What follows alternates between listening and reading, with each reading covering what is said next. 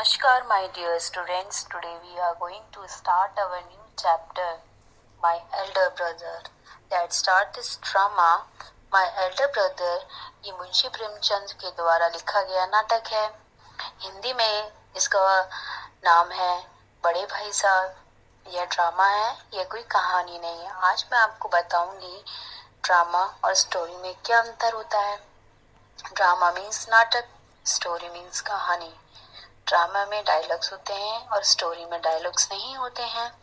Drama को perform करते हैं, स्टोरी को परफॉर्म नहीं करते हैं। ड्रामा में सीन होते हैं। ड्रामा में जैसे जैसे सीन होते हैं वैसे वैसे उसके अकॉर्डिंग सेटअप चेंज होते हैं। अगर वो सीन जंगल का है तब उसका जो स्टेज होगा वो जंगल का होगा। अगर सीन गार्डन का है तब गार्डन का सेटअप लगाया जाता है। सेटअप से आप रिलेट कर सकते हैं वो सीन कहाँ का है।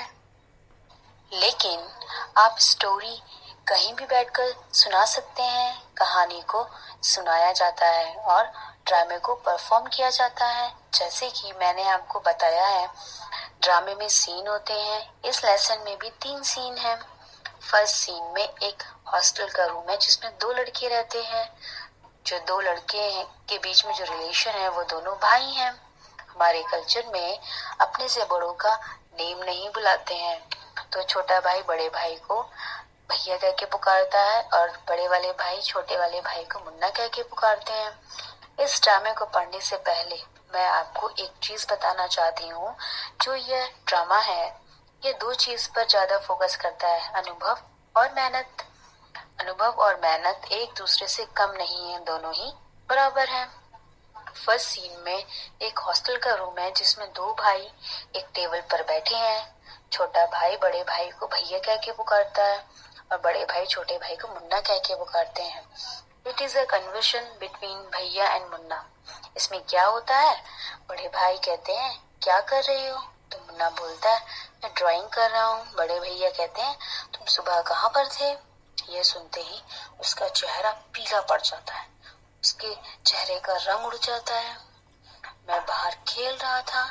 जो मुन्ना है वो कहता है भैया आप कैसे घंटों घंटों तक किताबों के साथ बैठ सकते हो, पढ़ते हो।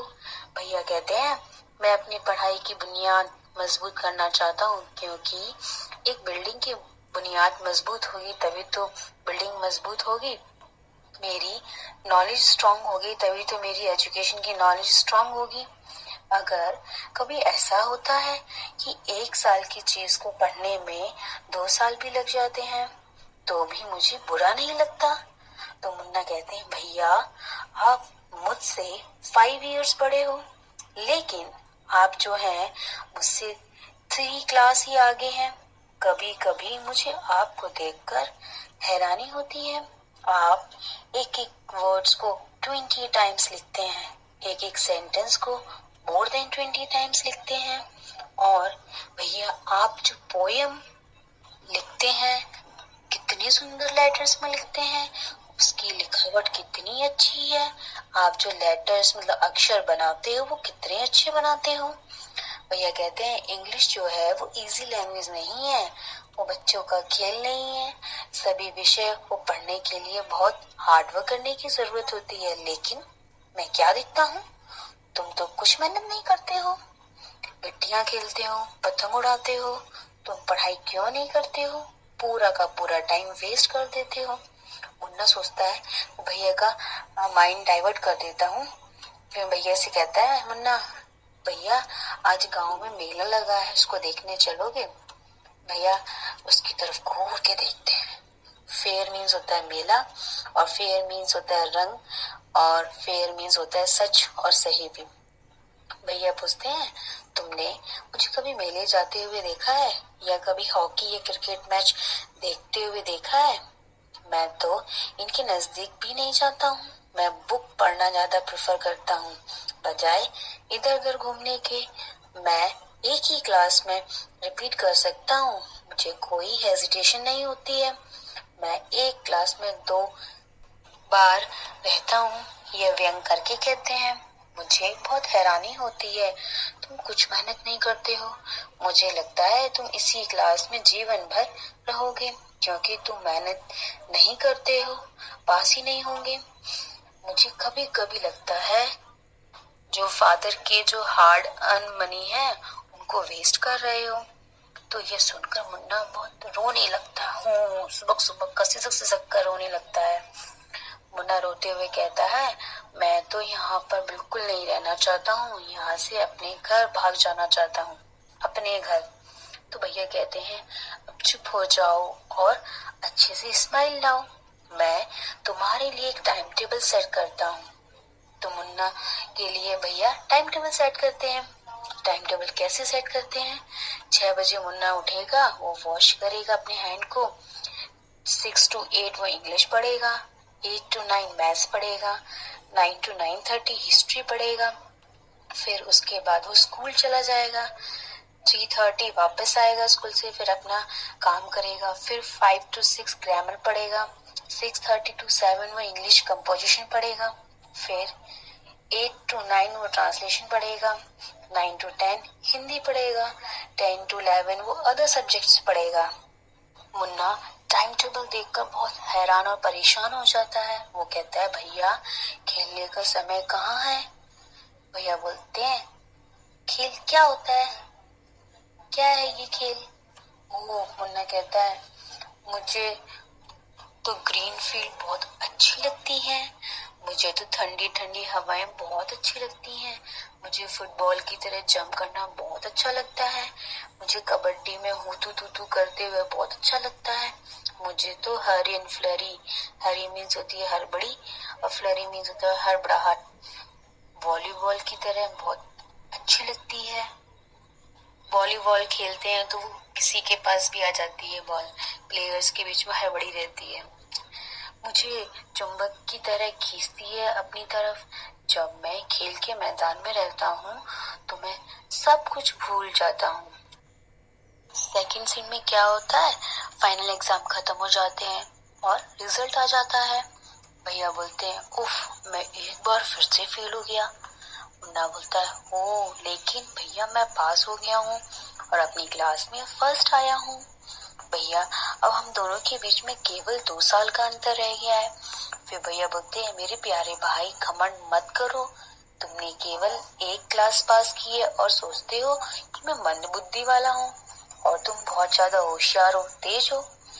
भैया मुन्ना को व्यंग करते हुए कहते हैं, तुम गुल्ली डंडा के खेल में तुम एक बार किस्मत वाले हो सकते हो और गोल कर सकते हो, लेकिन उसका अर्थ यह नहीं कि तुम उस खेल में मास्टर हो गए हो। जीवन को सफल बनाने के लिए तुम्हें कड़ी मेहनत करनी है। जब तुम्हें हायर क्लासेस में ज्योमेट्री और अलजेब्रा जैसे विषय पढ़ने पड़ेंगे, तब तुम्हें कड़ी मेहनत का महत्व पता चलेगा। ज्योमेट्री में अगर कोई ABC को ACB लिख देता है तो उसका उत्तर गलत हो जाएगा। एग्जामिनर तुम्हें माफ नहीं करेंगे, वे चाहते हैं कि तुम टेक्स्ट बुक से एक एक शब्द सीखो। फिर मुन्ना बोलता है, ओ भाई साहब, यह डरावना है, मुझे नहीं लगता कि मैं अब 9th क्लास में आ पाऊंगा, फिर भी मैं अपना होमवर्क पूरा करूंगा ताकि क्लास में मुझे सजा नहीं मिले।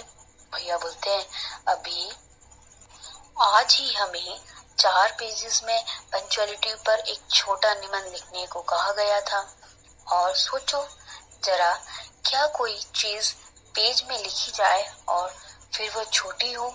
यह सब बिल्कुल उलझनों से भरा है। मुन्ना सोचते हुए ईश्वर को धन्यवाद करता है और स्कूल जाने का समय हो गया है, नहीं तो अभी डांट फटकार चलती रहती भैया से। सीन 3 में फिर से एग्जाम का रिजल्ट आ जाता है और फिर से मुन्ना पास हो गया और भैया फेल हो गए हैं।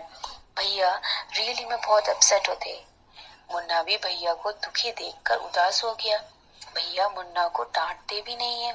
मुन्ना ने इस चीज का फायदा उठाया और पहले से भी कम पढ़ाई करने लगा। फिर मुन्ना जोर से बातें करते हुए बोला, मैं कितना लकी हूँ, मैं आसानी से पास हो सकता हूँ, मुझे पढ़ाई करने के लिए ज्यादा मेहनत करने की भी जरूरत नहीं है। अब मैं अपने दोस्तों के साथ खेल सकता हूँ, पतंग उड़ा सकता हूँ, लेकिन अभी भी मुझे इस बात के लिए सावधान रहना चाहिए कि भैया मुझे पतंग उड़ाते देखे नहीं। एक दिन पतंग धीरे धीरे नीचे की ओर आ जाती है। मुन्ना उसे पकड़ने के लिए दौड़ता हुआ आता है। अचानक से वहाँ भैया के सामने वो आ जाता है। फिर भैया मुन्ना का हाथ पकड़ते हुए कहते हैं, क्या तुम्हें दिन भर पतंग उड़ाते हुए शर्म नहीं आती? क्या तुम्हें ये महसूस नहीं होता कि तुम अब 8th क्लास में हो, ना कि किसी छोटी क्लास में? अगर तुम सोचते हो कि मैं बस एक ही क्लास तुमसे आगे हूँ और मैं कुछ नहीं कह सकता, तो तुम गलत हो। मैं तुमसे 5 ईयर बड़ा हूँ और हमेशा रहूंगा। समझदारी केवल किताबें पढ़ने से नहीं आती।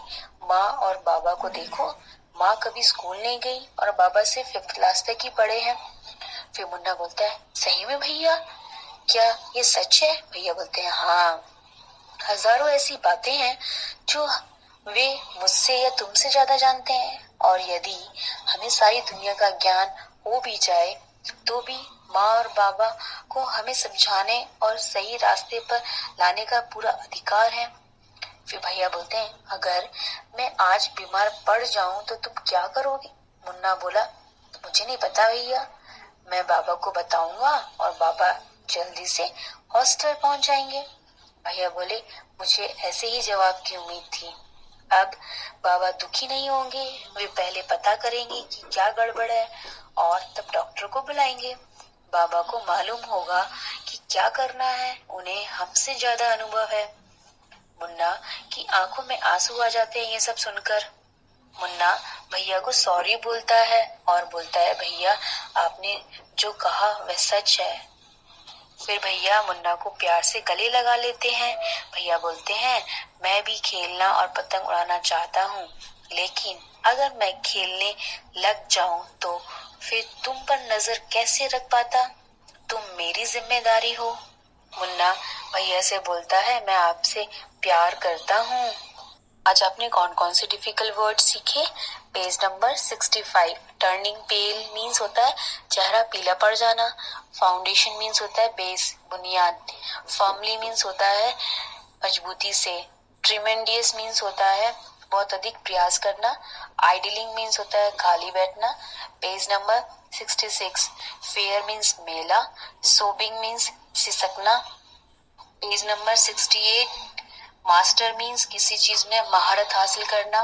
स्पेयर मीन्स माफ करना। स्केरी मीन्स डरावना। Punctuality means regularity. Page number 69। Catching means पकड़ना।